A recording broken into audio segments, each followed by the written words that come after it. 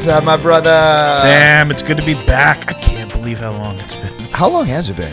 I think the last one we recorded was in October. No way. It's been since October. Yeah. Can I tell you, Don, about what's going on upstairs right now? I'd love to hear that. Yeah, it's not very art club related, but I want you and the listeners to know. It's almost like a cautionary tale. Oh. So I went and bought these gel, like Orby type guns. Have you seen these? Oh, we own one, yeah. Do you like it? We haven't used it yet because it's mostly I've been threatened with headshots from my daughter. Well, wear eye protection for sure. For sure. My friend got shot in the eyeball with a BB once. Yeah, it's got, they come with goggles. Yeah, we'll be wearing those. Well, we're going to have to wear them, and let me tell you why.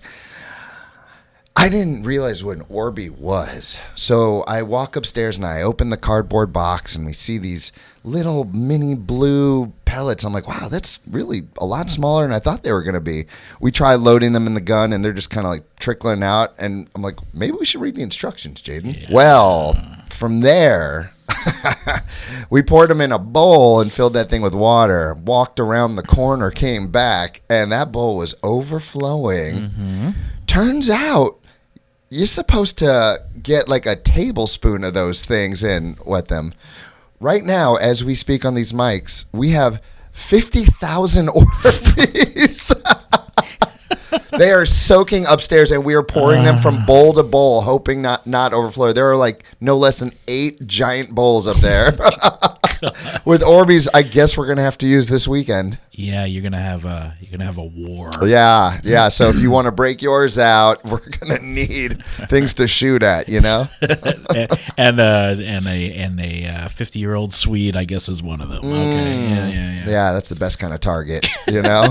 So I feel I'm gonna be honest, dude. Yeah. For a little while, because I've been so busy, and the art club is just dropping a lot of conversation, and I haven't been up to date.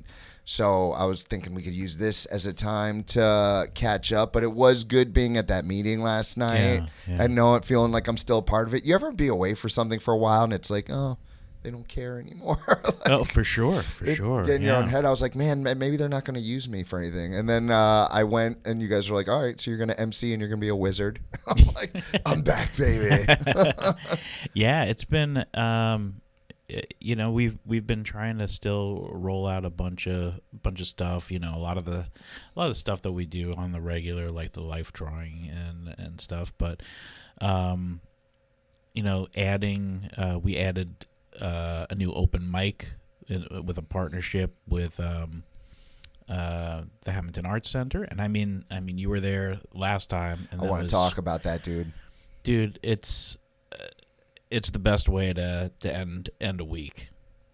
Ladies and gentlemen, those of you listening who are interested or even not interested, trust me, you are interested. Don, I got to tell you, dude. So when I went to this open mic, I was expecting a bunch of shy people who have never been on a microphone. I was, in reality, I was imagining myself going up there and getting everyone pumped with a story or something because I'm used to being on the microphone. Sure.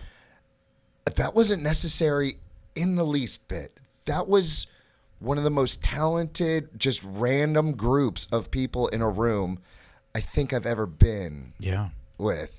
I mean, am I the only one who feels this way? Dude, it's so we do them in the third Friday of every month. So we're really only working on our third one, which will be tomorrow when we're, as we're recording this on March 20th. So, and the first time it was great. Super talented people. And then we got a couple of people who came back for the second one, and now you're seeing them like jam with each other, and people who weren't going to perform, like just talking to people who were there and then coming up with something to perform at the end of the evening that was totally unexpected, and it's just magical.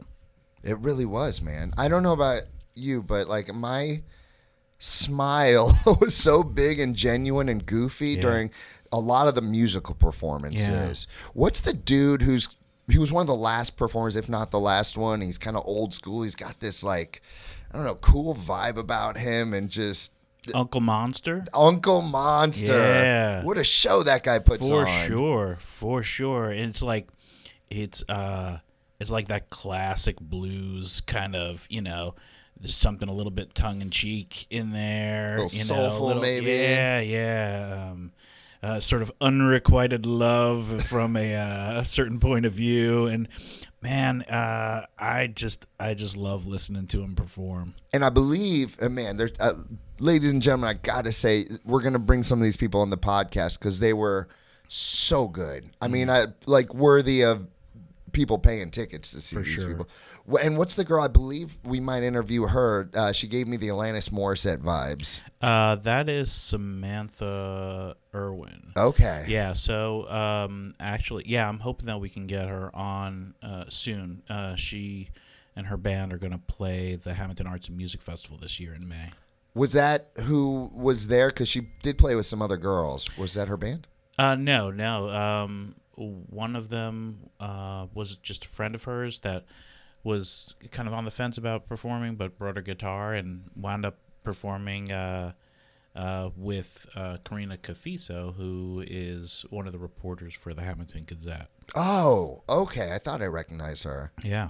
Okay. And then there was the couple. I think they might have been an Irish couple, or one of them was Irish. Oh, I forget what. What was it? One of them, Kiki and the Man. I think it was. Yeah, that was something Kiki like and the Man. that. Yeah, they. I think they're from Mays Landing area. But it was great. Like flute. We had flute in there. Guitar and flute. So good. Who would have thought? So good. And you, sir, had a phenomenal poem. I mean, about the guy in the box, right? Is that what it was called? It's called The Box. Yeah. It's something I wrote. Probably 2019 or maybe even earlier than that. And I've never said it out loud before. Oh, no way. Yeah. Do you write a lot of poetry?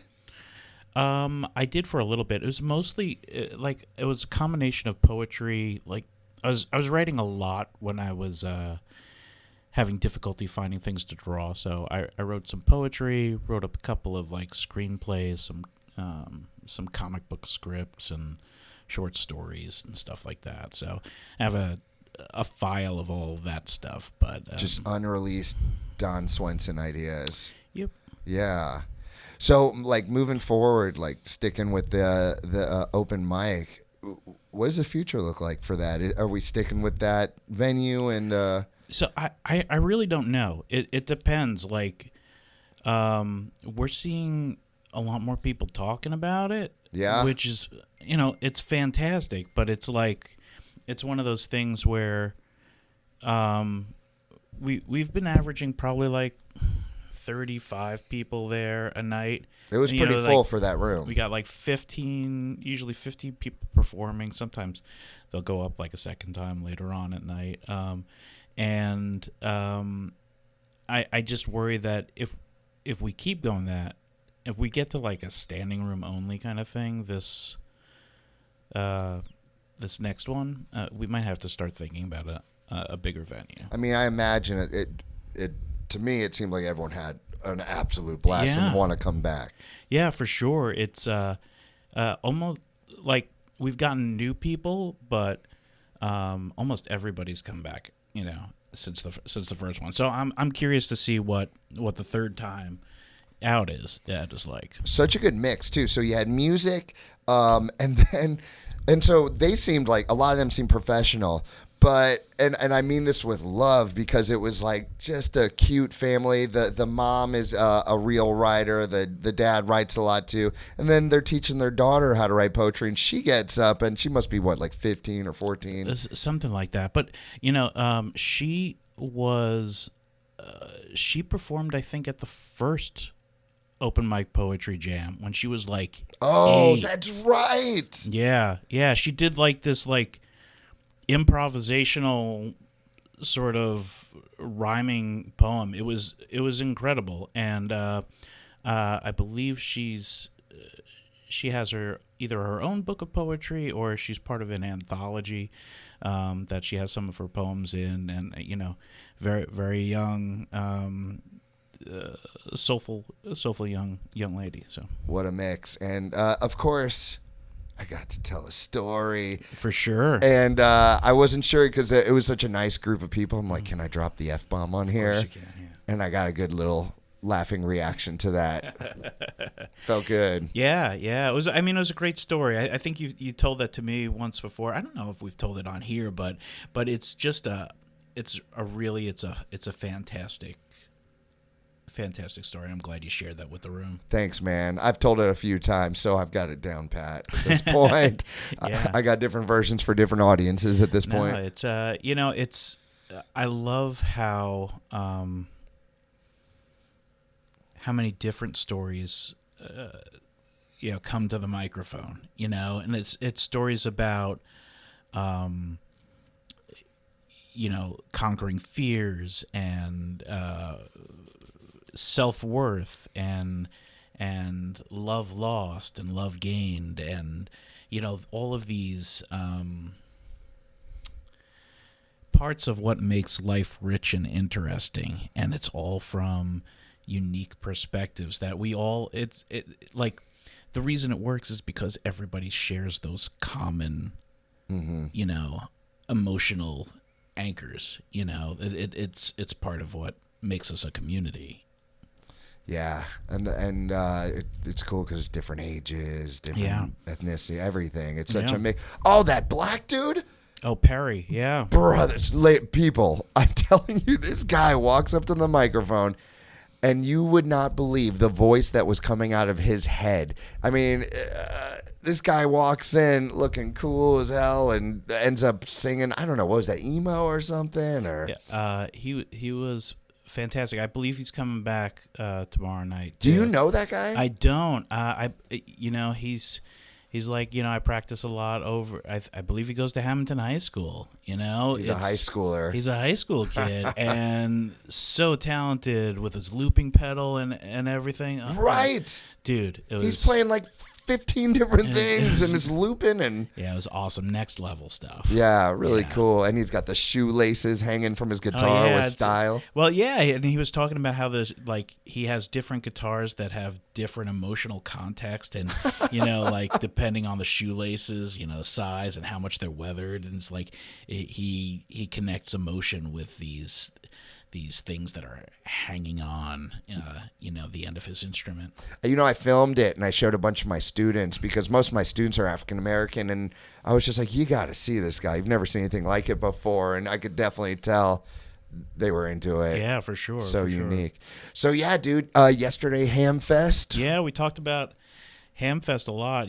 We're getting closer. We're like 6 weeks away. May 2nd, from 1 to 6 p.m. over on Horton Street. It's, we're going into our 6th year. Oh, my God. Yeah, this is the 6th one, and, we're theming things a little bit more this year. We're going for this, like, cottagecore kind of vibe. It's cottagecore? That's what that's called? Yeah, it's, so it's, kind of influenced with,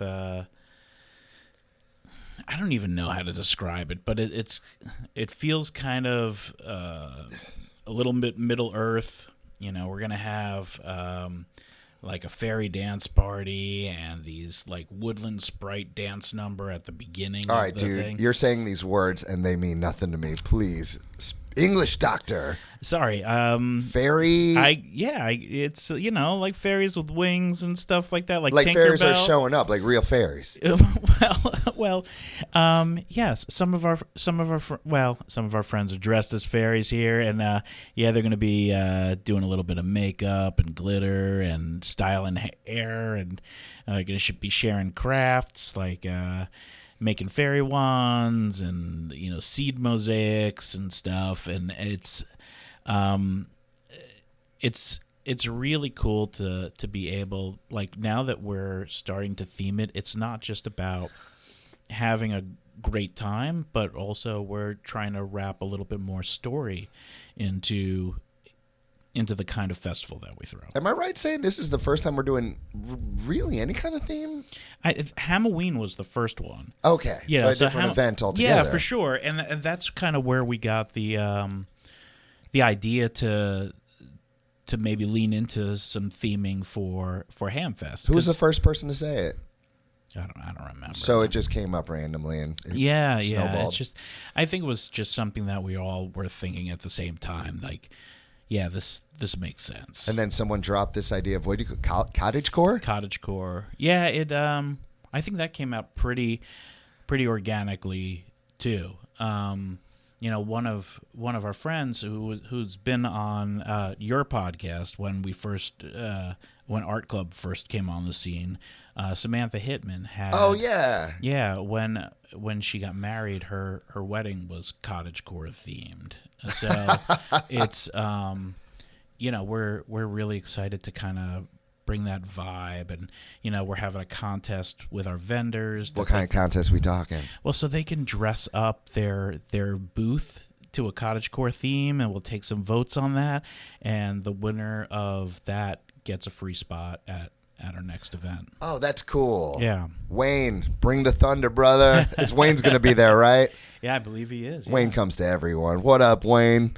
Yeah, dude. And what are you going to be? Me? I don't know yet, man. Prince? Well, I'm already. Yeah. It's like I should come dressed like Prince, like the artist formerly known as Prince, and I'm like, oh, I totally got this wrong. Yeah. And I don't believe in fairies, but if anyone's a fairy, I gotta say Mary Beth might be the closest thing. She might be a fairy. I'm not sure. She's a super creative partner in all of these festivals. One of a kind. Yeah, she's great. Yeah, she's got great ideas. I went. She runs this event called Ghost Mart, which does like 2 or 3 times a year at Anchor Rock Club, and I've been meaning to go since it started, and I'm like, yeah, I'll go, and then I just can't. And this, I guess it was last Friday, the 13th. Yeah. Last Friday, they had another one start at 8 o'clock at night. I'm usually in bed by 8:30, 9 o'clock because you're 50. I'm 51 actually. But, oh damn! Yeah, it's just a half an hour earlier for every year. Pretty soon I'll be going it's to almost bed. Past your bedtime right now. Yeah, I'm gonna be going to bed before I get up.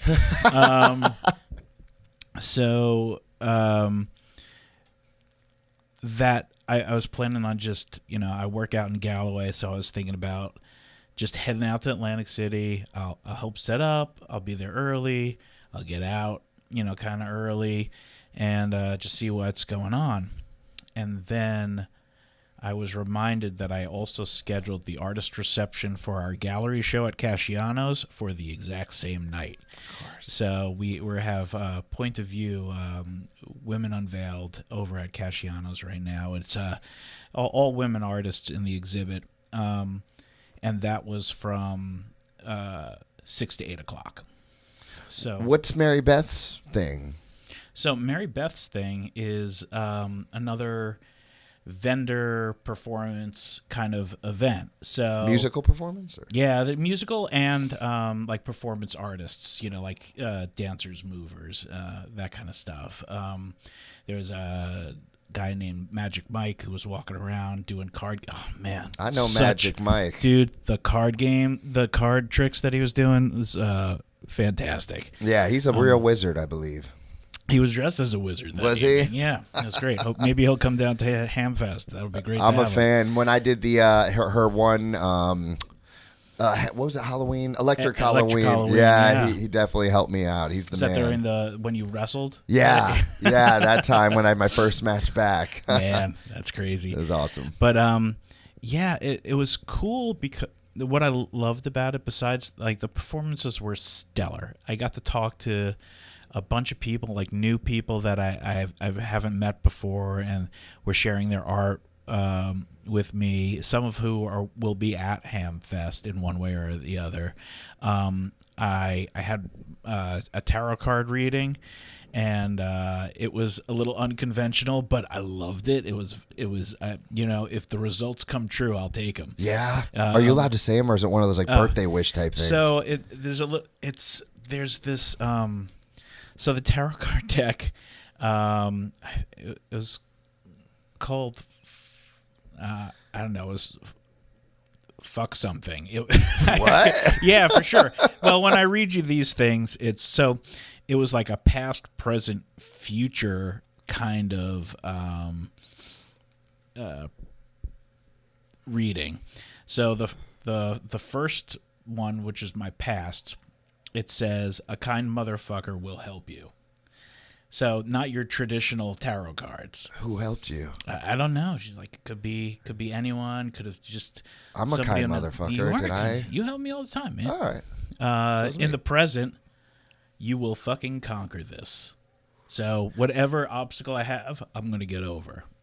You end up putting those obstacles up for yourself, my man. I know. It's good. It's a good time. It keeps me out of trouble.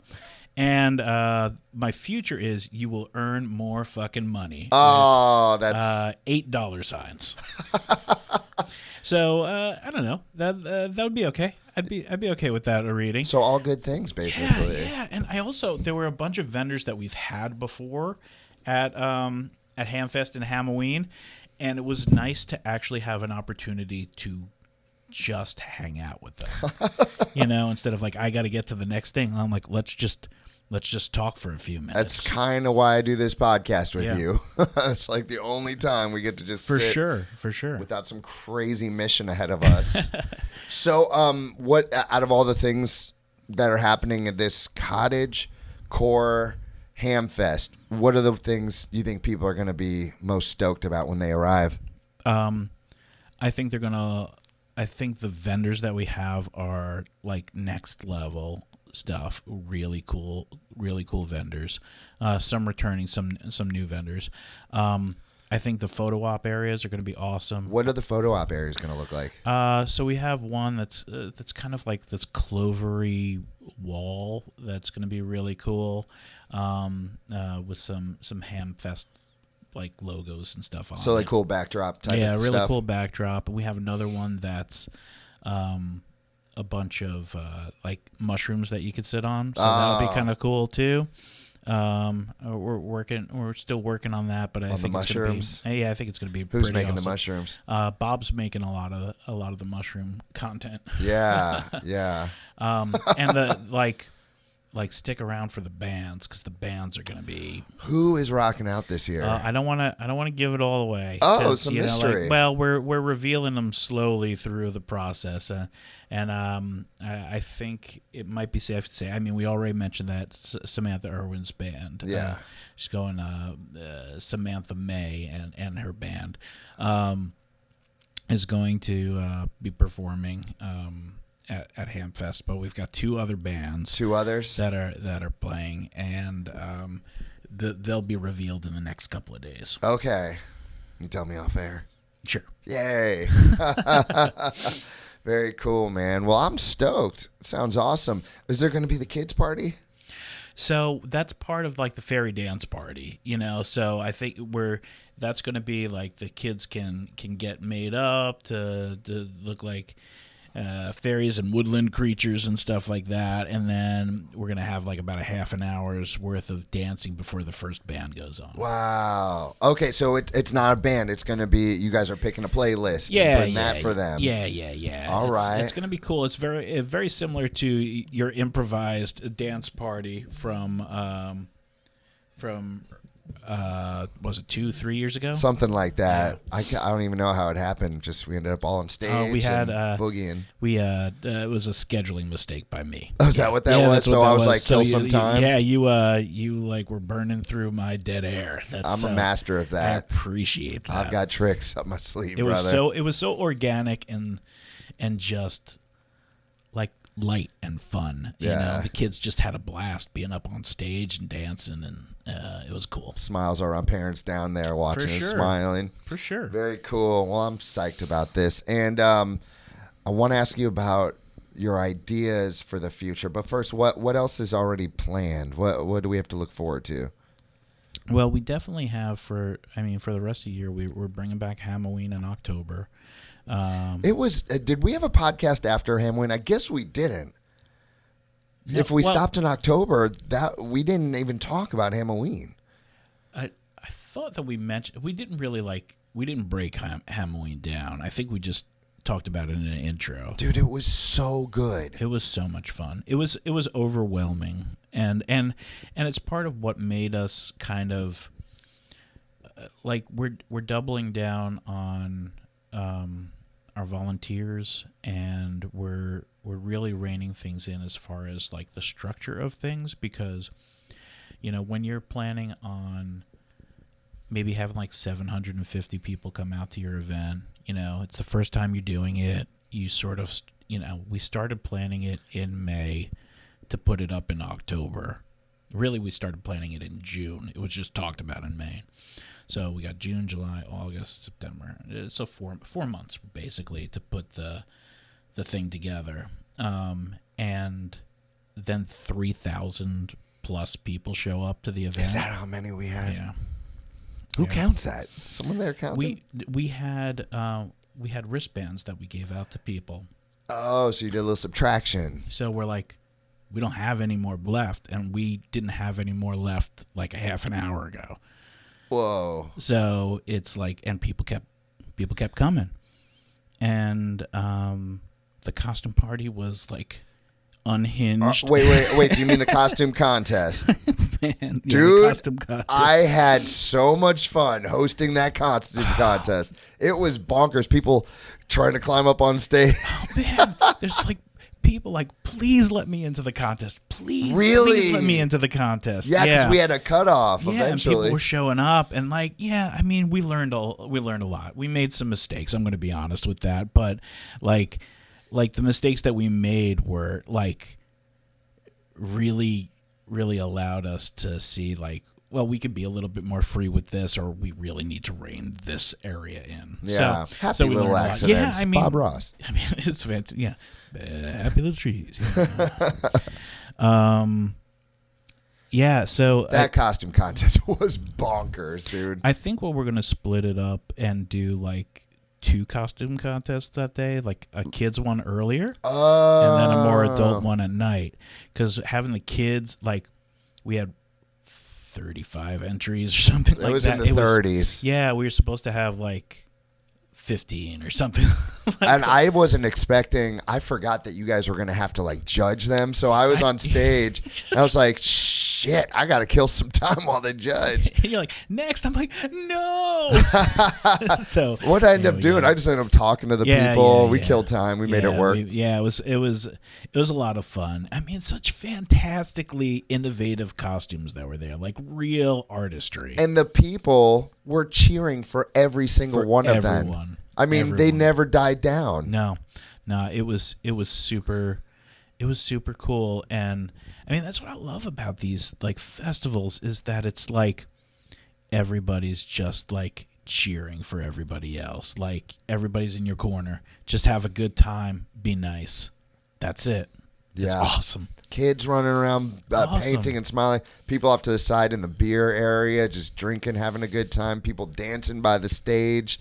I'm running around trying to just talk to people on microphones and making sure you're not losing your mind. Yeah, it's good. Do you get time to like enjoy yourself during these things? So we started.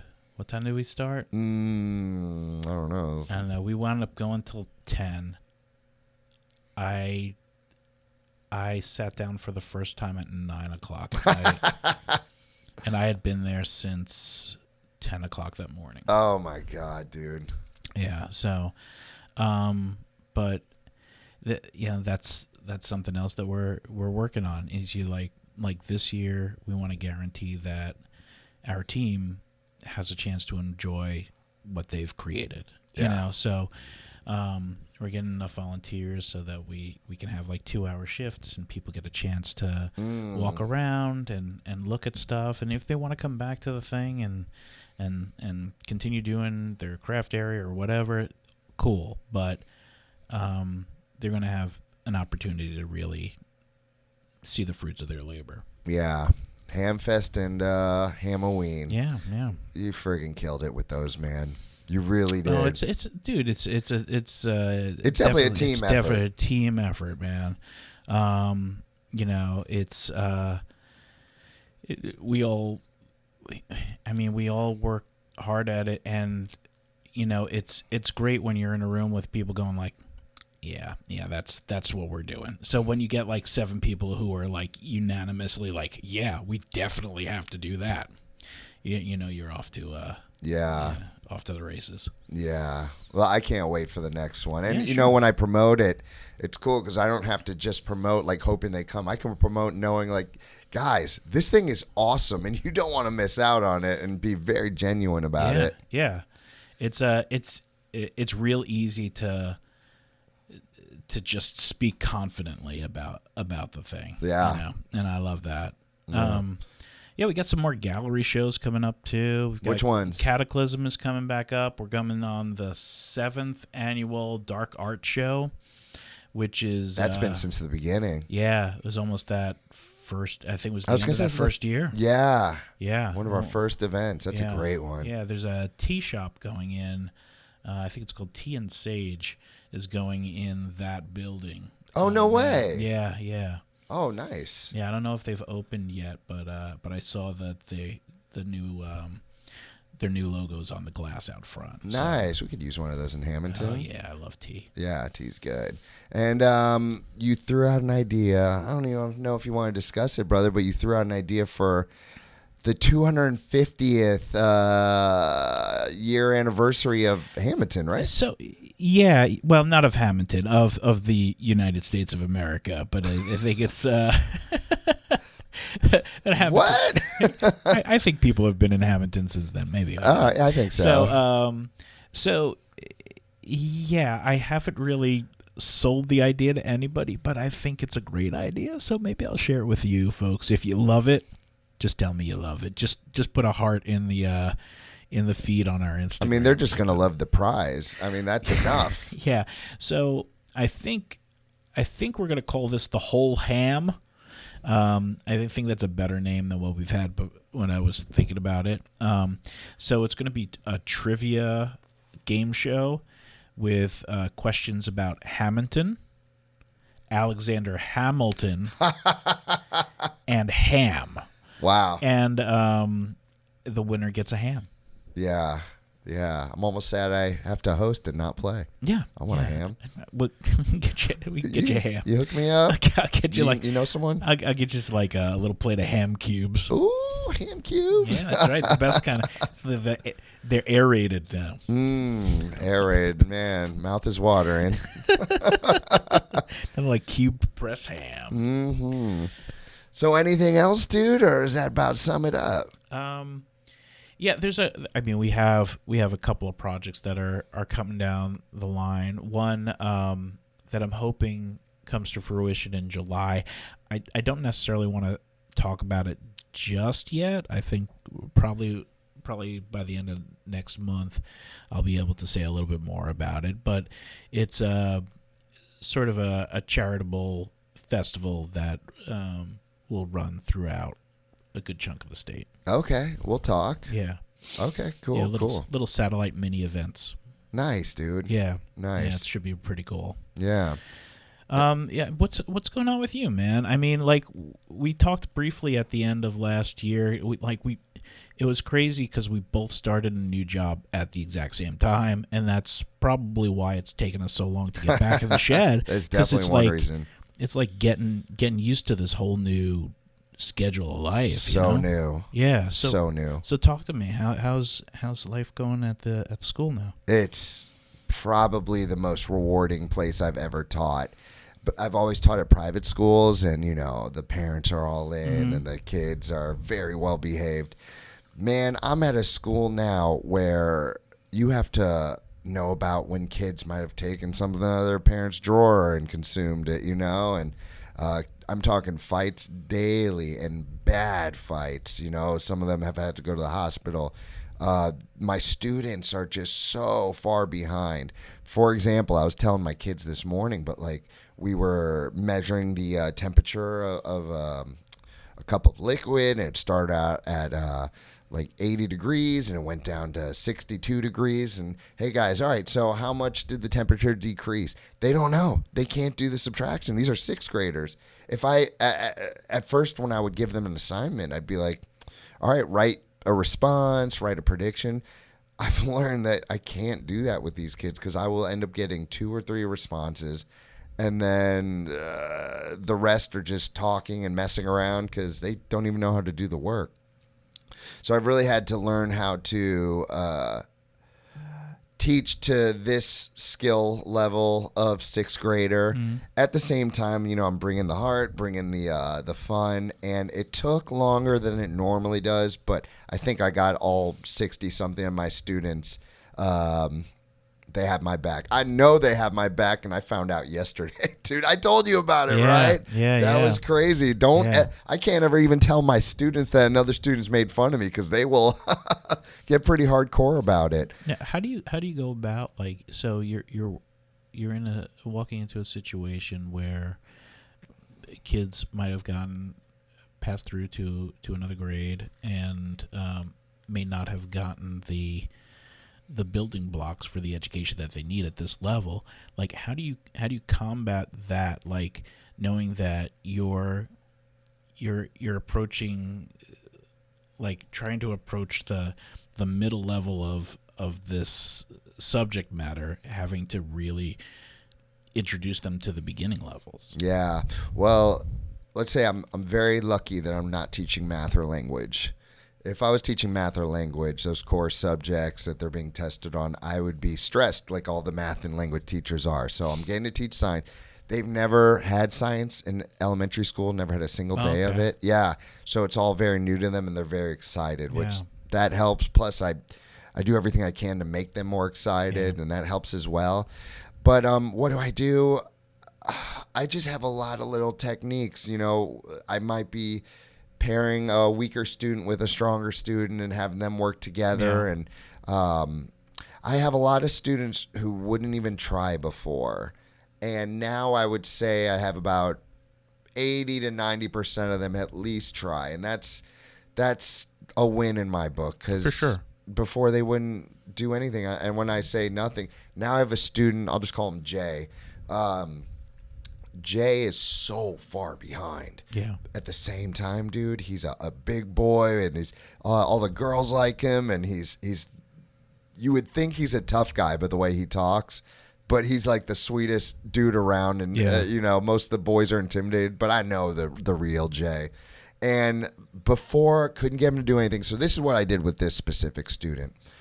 I would assign something like a written response. I would go to Jay, and I would write it for. I'd say, all right, Jay, I'm going to say this and that. Hey, do you want to add a word in? Do you want to add this? And maybe he would do that.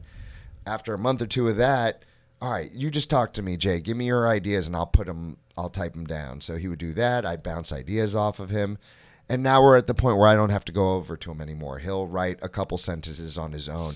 It might have also just been a confidence thing. Sure. I don't think he felt confident putting anything on paper. Yeah. But another thing I did for this specific kid to make him confident is we did a debate, and I gave him some pointers. He went up and killed it, and I raved about it to the whole class. Man, Jay just he won that debate. He did this and that, and now he's like I want to be a debater. Just he comes into class, and if people are talking when they shouldn't, quiet guys, trying to learn here. That's great. And that's just one story. I got several going around.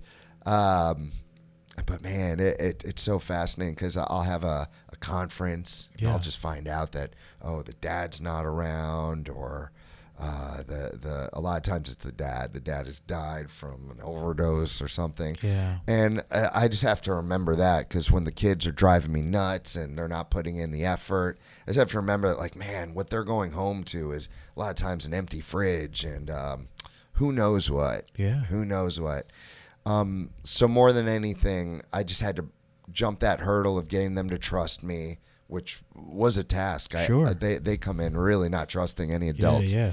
I think I got all 60 something of them. I had Yeah. a couple holdouts, even one that we had a little thing. I had to have a conference with his mom. He was making fun of me because I was bald. But this kid, I'll call him K. I'm not saying he's giving maximum effort, but he's being respectful and he is trying. That's so, cool. Yeah, That's cool. I couldn't be happier, man. At the same time, dude, I drive to work and I sit in that parking lot and I gotta prep myself like I'm going in for a wrestling match, Yeah. dude. Like, Yeah. you got this. And by the time 6 periods over, I'm like, Yeah. but it's so worth it, man. This is why I got into it. Sure. And I feel like all the years of first entertaining, then teaching elementary school, then teaching preschool, I've just been able to like hone my skills so that I can work with this group and not just have them like me, because that's easy for me, Yeah.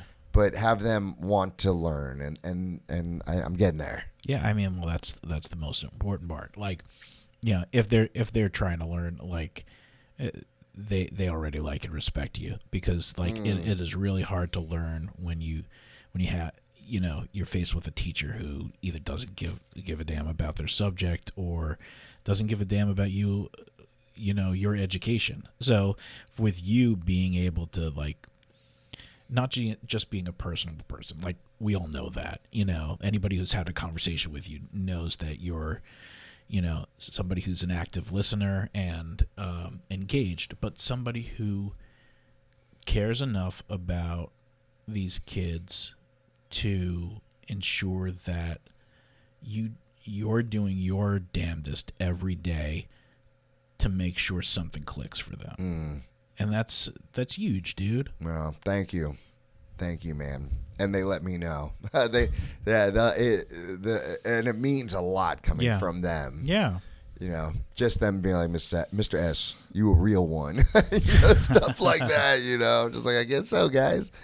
Thank you, man. And you, dude. I mean, me and you were kind of stuck in a rut for a little bit. Yeah, and for sure. at the same exact time, which is crazy. Things turn. Yeah. Things going well on your end? Dude, like, I love my job, man. Like, you know, that the first part of the semester was definitely like trying to, you know, back in my older days doing scenic design and being a technical director, it was, you know, kind of like I had my shop. People came to me, like I didn't, you know, I had a partner in the theater, but not really like a team. And everybody that I work with now is just so super supportive and all want to like do right by the students and approach things artfully and are excellent communicators, and like the students are just they're great.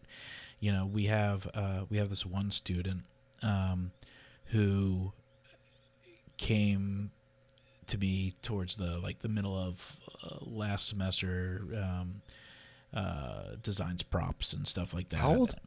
I guess she's probably early 20s. Okay, young adults. Yeah, so young adults.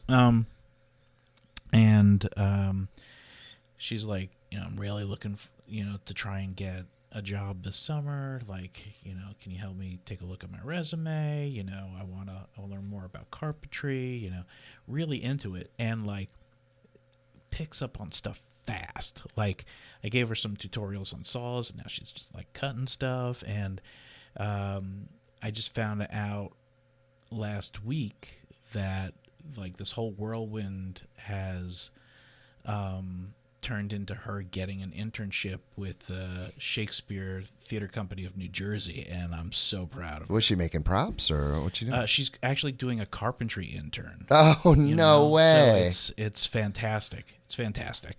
So excited for her. Yeah. Yeah. She went up to you and told you she got it? Yeah. I also got yeah. I got an email from the company that said what a great interview. Oh they my had with her. God. So it's nice to hear that about your students. Oh, so you got some rewarding stuff happening as well. Yeah, so good. More rewarding than selling those bikes? Yes, 100%. Like, Yeah. I mean, I love that I can still talk to people about bikes, but, but man, Making that impact. Working with students and just seeing like their creative spirit soar and be fruitful. It keeps you young, right? It keeps you Yeah. feeling lively. Well, it's like you get in these conversations with people who are like, God love him. I loved my grandfather terribly. He was always like, get a government job, Yeah. get work at the post office. Like, so many people have like, why are you getting into a career in the arts? There's no future in the arts. Ladies and gentlemen, I've been making a career in the arts for almost 30 years now. Maybe in his day it was a little harder. I mean, it's still kind of hard. But. I guess, it's what really what the hard thing is sticking with it. You mean just like constantly producing, being creative, or? Well, I think it's like, it gets real hard. Like, I've been fortunate. I will say that. Like, when I went from switching from an illustration degree to a theater degree, I think I happened to be in the right place at the right time. Like, I've walked into a lot of situations where I went in for an audition and walked out with a technical director position. Oh. Yeah, so it's like, okay, I didn't get the part, but I'm probably getting paid more than if I was acting in the thing. So that worked out, But so many people that I know have transitioned into other careers. Granted, they've been able to use a lot of the skills that they had as artists and performers and technicians to really excel in those other positions. Because the nice thing about the arts is that everybody needs the arts. Yeah. Yeah. Yeah. That's how you connect with people. That's how, your programs look fun and your product's more beautiful and lively. Yeah. Yeah. That's how you connect with your customers, That's, I mean, I say it ad nauseum. The pro wrestling helped me so much with teaching my students how to work a crowd. Yeah. Big time. All good things, dude. All good things. Speaking of all good things, what kind of future of the... I know we're calling it Welcome to the Clubhouse. I want to ask you a question, dude. Yeah, sure. You can nix it. You could totally nix it. But I was wondering, what do you think about making the name into something that speaks to what this podcast is, so that people saw the title and know what we were doing? Something that came to my mind was like the art of everything or something like that. I don't know. Maybe keep Welcome to the Clubhouse if you like it too. I don't hate it, but I was just wondering what you think, like about. I think we had a different name at first before Welcome to the Clubhouse, and it Art didn't. Clubcast. No, was that I think it was sort of like an art is everywhere kind of vibe to it, because we were running and we on that ended up for not a liking while. it. I think it was just like we're in a clubhouse basically, and it was just the reason why I like the clubhouse thing is because for a club, usually you're a member, but we at our club says you're already a member, so you're welcome. And like a clubhouse just feels like a really cool place to hang, So I'm hoping that once we get like our own space, we can call that the clubhouse, and that people always feel welcome. Wait a minute, is that happening? When I get money, that's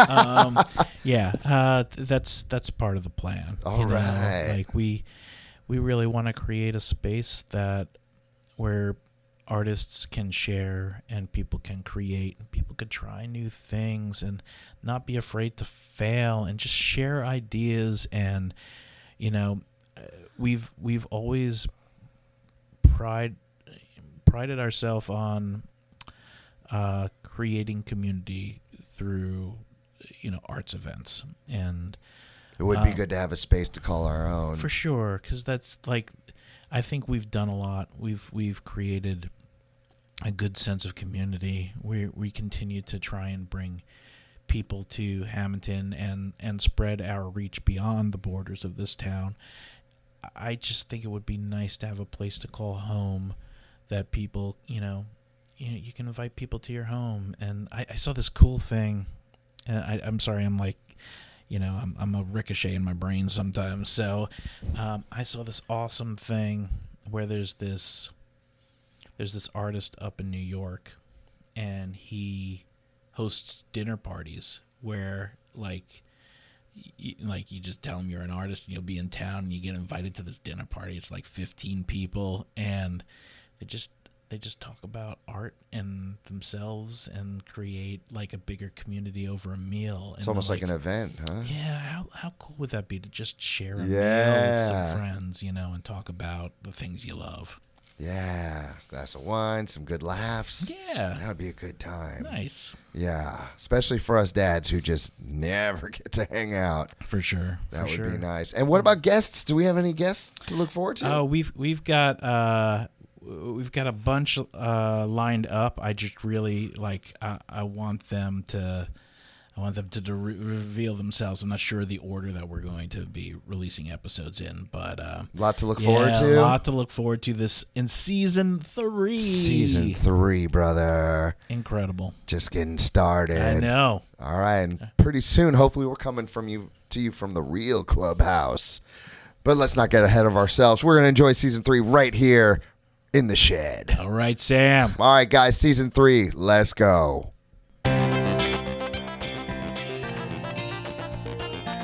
Thanks for listening to Welcome to the Clubhouse, a production of Art Club Hamilton with your hosts Sam Seitels and Don Swenson. If you like what you heard, hit that subscribe button, give us 5-star ratings, and share it with a friend who'd love to hear it too.